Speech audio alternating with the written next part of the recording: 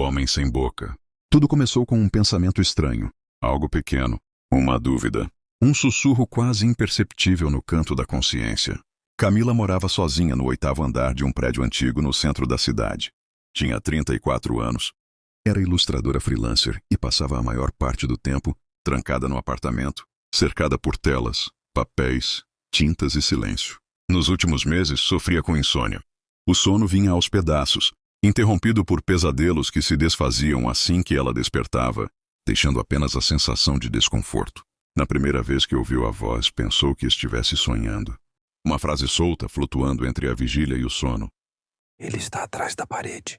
Camila acordou com o coração acelerado. Levantou-se, tomou um copo d'água, verificou as trancas das portas e voltou a dormir. A frase grudou nela durante todo o dia seguinte como um fiapo de memória, que se recusa a desaparecer. Na noite seguinte veio novamente. Ele já sabe seu nome. A voz era estranha, baixa, mas clara, como se fosse formada dentro de sua própria mente. Ela se esforçou para lembrar se era algo que lera em algum livro, ouvira num filme ou num podcast qualquer. Nada. Era como se aquela frase não tivesse origem. Apenas existisse, e agora fazia parte dela. Nos dias seguintes os sussurros aumentaram. Não vinham pelos ouvidos, mas por dentro. Como se uma presença habitasse as dobras de seu cérebro. A princípio, frases desconexas. Depois, comandos sutis. Dúvidas, paranoias, medos. Ele está de pé atrás da cortina. Você deixou o gás ligado. Ele se rende você pelas costas. Ninguém se importa se você sumir. Ela começou a trancar todas as portas internas da casa. Tirou os espelhos. Cobriu os quadros. Tapou até as saídas de ar com fita adesiva. Algo nela dizia que estava sendo observada, mas não por olhos comuns. Era como se o olhar viesse de dentro, de um lugar onde nem ela mesma conseguia se esconder. Uma madrugada, por volta das 3, Camila ouviu passos. Não no corredor do prédio, mas dentro do apartamento. Foi até a sala, respirando com dificuldade, e viu uma figura alta, parada junto à parede oposta. A pele era tão pálida que refletia a luz fraca da rua. Os olhos eram fundos e vazios, como poços escuros. Mas o que mais a perturbou foi a ausência completa de boca. Nenhum contorno de lábios, nenhuma mandíbula. Apenas uma pele lisa, esticada do nariz ao queixo, como se alguém tivesse apagado sua face. Ela quis gritar, mas não conseguiu. Seu corpo não respondia, nem ao medo, nem à raiva, nem à vontade de fugir. Você é fraca. Deixe de fingir. Tudo o que você teme é real. A voz estava dentro de sua cabeça, mas vinha dele. O homem sem boca. A figura não se moveu, apenas a encarava. E ainda assim ela sentia como se estivesse sendo invadida. Como se pensamentos que não eram seus passassem a habitar sua mente. Como se ideias fossem plantadas ali como sementes. As palavras continuavam, sussurrando, corroendo. Um fluxo ininterrupto, como um veneno escorrendo lentamente por suas veias. Na manhã seguinte, ele havia desaparecido. Mas não a voz. Camila tentou contar à sua terapeuta. Não sobre o homem, mas sobre os pensamentos. Recebeu uma dose reforçada de medicação e uma expressão de preocupação. Os amigos começaram a se afastar. Diziam que ela estava estranha, que sumia, que não respondia mais. E de fato ela começou a se isolar ainda mais. Não porque queria, mas porque todos pareciam falsos, fabricados, manipulados. A realidade começou a se deformar. Palavras nos livros se embaralhavam. Vozes nos vídeos falavam frases que ela jurava nunca estarem ali. Sons vinham de dentro das paredes. E em todas as superfícies refletivas, ela via algo no canto do olho. A sombra de um homem alto, imóvel, observando. Ela decidiu gravar tudo. Instalou câmeras. Anotava cada sussurro, cada aparição, cada detalhe. Mas nas imagens ele nunca aparecia. Nos áudios não havia voz. Apenas silêncio. Um silêncio opressor. Profundo demais. Uma noite, enquanto desenhava em sua prancheta, percebeu que não controlava mais as próprias mãos. O lápis dançava no papel sem que ela pensasse, como guiado por algo externo. Quando olhou, havia dezenas de rostos. Todos sem boca, todos com os mesmos olhos vazios. E, entre eles, o seu. Foi quando finalmente entendeu. Ele não estava apenas visitando. Ele morava ali agora, dentro dela. Um parasita mental. Uma entidade feita de ideias que se infiltravam e se espalhavam como fungos invisíveis. Camila deixou de dormir. A voz tornou-se constante. Um sussurro sem pausa. Uma tortura mental contínua. Já não sabia mais o que era pensamento próprio. Tudo parecia ser dele. Na última vez em que foi vista, estava sentada no banco da praça em frente ao prédio, com os olhos fixos na janela do 8º andar. Murmurava sozinha, os lábios imóveis. Quem passou por ela disse que parecia uma boneca, completamente inerte, como se o corpo estivesse ali, mas a mente em outro lugar. No dia seguinte, desapareceu. Na parede do quarto havia um único desenho colado com fita. Mostrava uma figura humana, alta, de pele esbranquiçada, olhos ocos e sem boca. Abaixo do desenho, uma frase escrita à mão. A voz que não tem boca sussurra mais alto que qualquer grito. O apartamento ficou fechado por meses. Eventualmente, um novo inquilino se mudou. Um jovem publicitário que dizia não acreditar em nada disso. Achava que a antiga moradora tinha surtado. Paranoia, disse. Loucura. Na primeira noite, ele acordou com uma frase em sua mente, repetida em um tom baixo e frio. Ele está de pé atrás da cortina. Madame Sombria.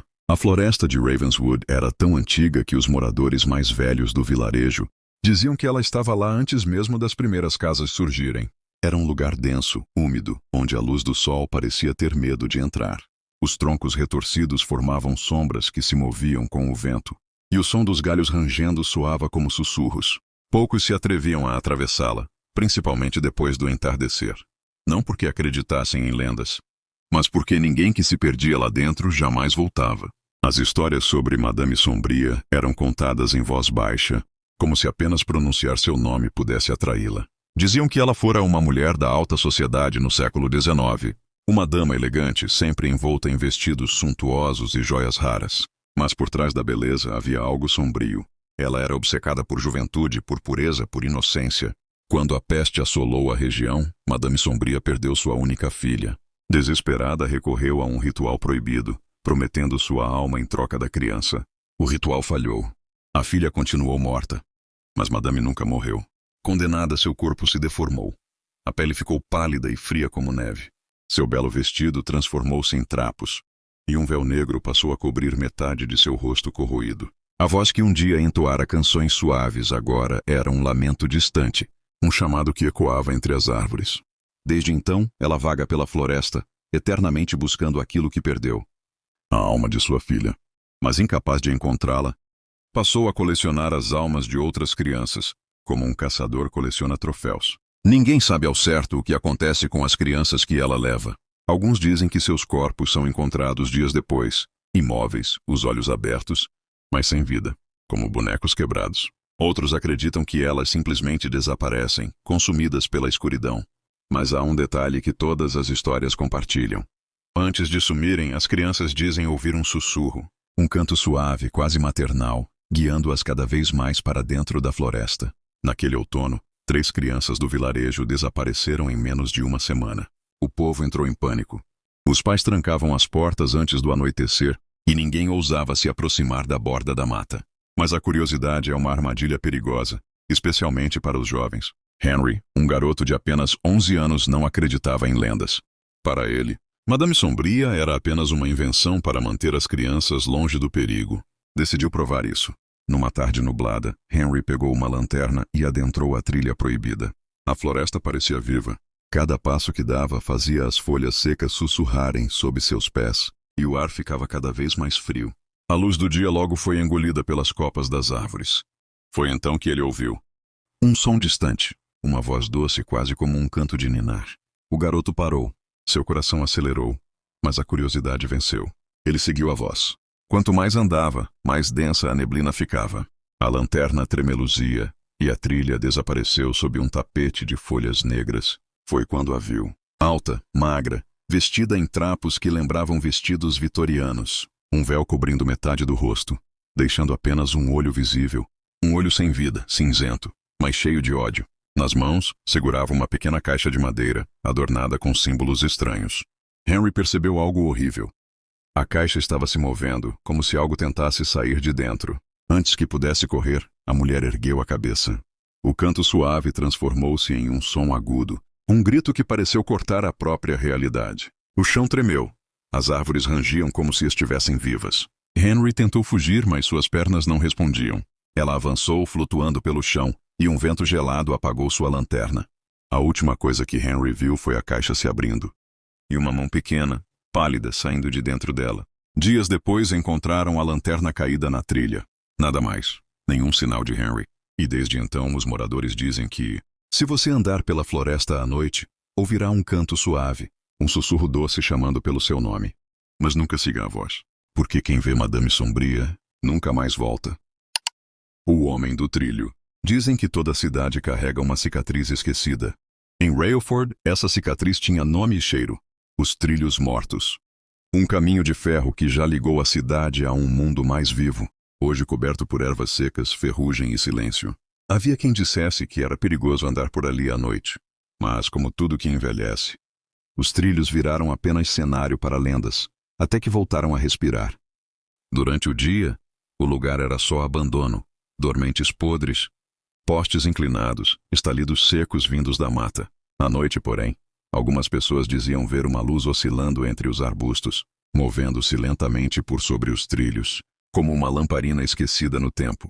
Outros juravam ouvir passos, não de bicho, mas de algo grande, firme, caminhando com um som metálico. A maioria ria, a minoria desaparecia. A primeira a assumir foi Joanne, uma fotógrafa que fazia um ensaio de madrugada com sua câmera analógica. Nunca mais voltou. Depois, um casal de adolescentes, desafiando os amigos, prometeram filmar o Homem do Trilho e não voltaram para contar. Nenhum corpo, nenhuma mochila, nem mesmo pegadas. Só silêncio e o som abafado de um sino de trem soando onde não há locomotiva há décadas. O que ninguém sabia era que o Homem do Trilho não gritava, não corria, não perseguia. Ele esperava. A paciência era sua arma. Ele acendia a lanterna, uma luz enferrujada, bruxuleante e amarelada, e deixava que os olhos mais tolos se apaixonassem por ela. Luzes na escuridão sempre chamam os ingênuos. E foi assim que Ed, técnico em geodésia e apaixonado por urbanismo, decidiu investigar o que os outros chamavam de mito. Seu projeto, mapear rotas ferroviárias fantasmas, era só mais uma viagem de campo. Mochila nas costas, lanterna, cantil, tripé, GPS. Sem fé alguma em fantasmas, só dados. Chegou por volta das 18 horas, quando o céu ainda mantinha um tom roxo alaranjado. Fotografou trilhos corroídos. Gravou o canto distante de corujas. Nada estranho, nada sobrenatural. Mas ao cair da noite algo mudou. A temperatura despencou. O ar ficou denso, e a vegetação ao redor parecia se encolher em silêncio. Foi então que ele a viu. A luz, uma fraca lanterna tremeluzente, oscilando suavemente no fundo da trilha de ferro. Estava parada, como se alguém o observasse. Ed se aproximou cauteloso. Gritou um oi abafado. Nenhuma resposta. A luz deu 2 passos para trás, quase como um convite. Ele hesitou por alguns segundos e seguiu. A cada passo, os ruídos do mundo desapareciam. Sem vento, sem insetos, sem farfalhar de folhas. Tudo era silêncio. A luz à frente caminhava devagar, mas constante, mantendo sempre a mesma distância. E foi só após alguns minutos que ele começou a perceber. Os trilhos mudaram. Os dormentes que antes estavam podres, agora pareciam novos. O ferro das linhas estava limpo. O mato ao redor sumira, como se tivesse voltado no tempo. Mas ele não parou. A luz o hipnotizava. Era o único sinal de que não estava sozinho. Até que ela parou. Ali, bem no centro de uma ponte antiga, onde os trilhos passavam sobre um rio seco. A luz tremia no ar. E então apareceu ele. O Homem do Trilho, alto, inclinado. Usava um sobretudo encharcado de lama seca. Seus braços pareciam longos demais para o corpo. E em sua mão esquerda, a lanterna, aquela mesma que flutuava, agora presa por dedos magros de pele cinza e rachada.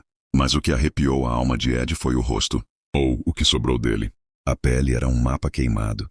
Uma colcha de bolhas estouradas, carne viva e ossos à mostra. Um olho pendia morto, o outro fixava-se nele como farol de morte.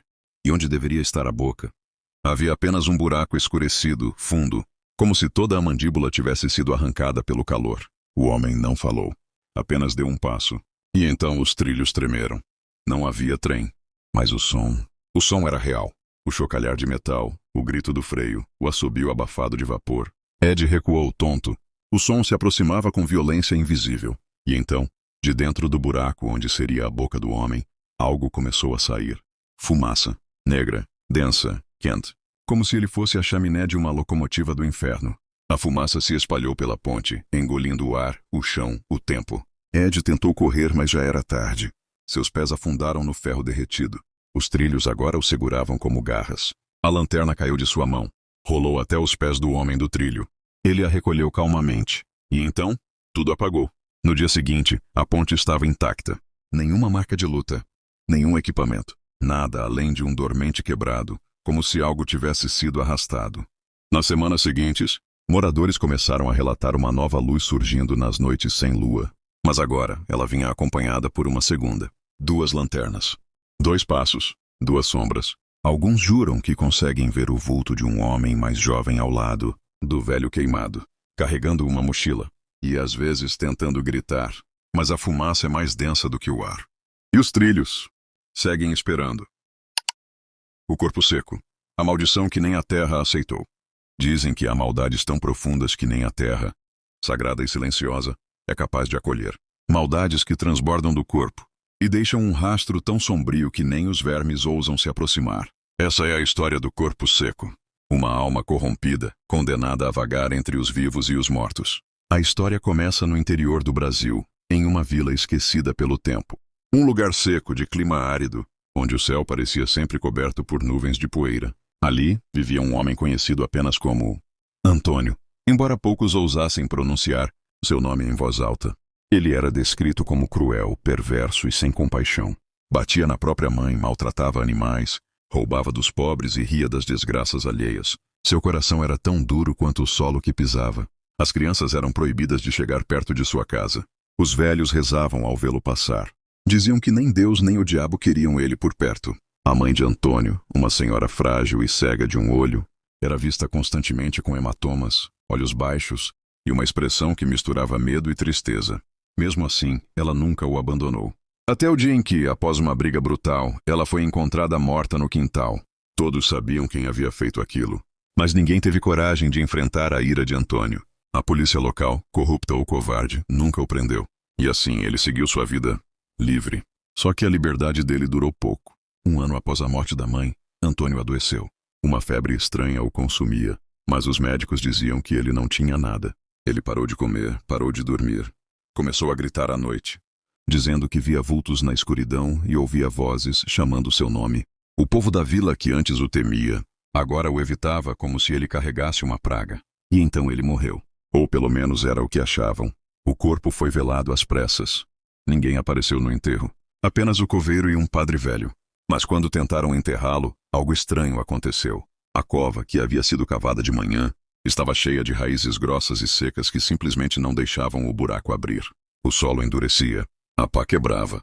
O suor escorria no rosto dos homens. Era como se a terra se recusasse a aceitar aquele corpo. Tentaram enterrar em outro ponto do cemitério. O mesmo aconteceu.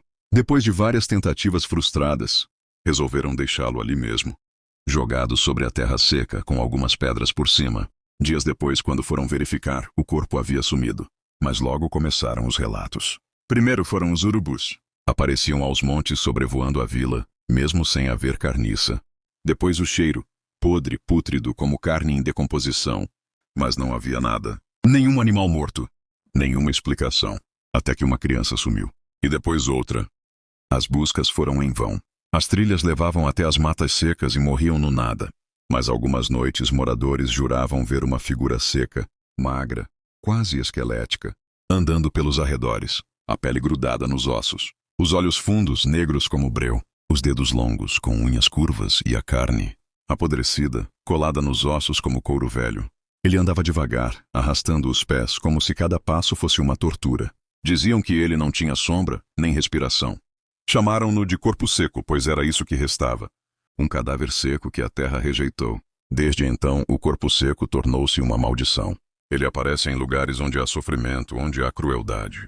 Como se buscasse vingança contra quem, como ele, maltratou os outros em vida. Há quem diga que ele se alimenta da alma de pessoas más, ou que possui corpos, entrando pela boca e secando a vítima por dentro, até que só reste pele e osso. Outros acreditam que ele não busca vingança, mas companhia, que está condenado a vagar sozinho por toda a eternidade, e arrasta para si qualquer alma perdida que encontrar pelo caminho.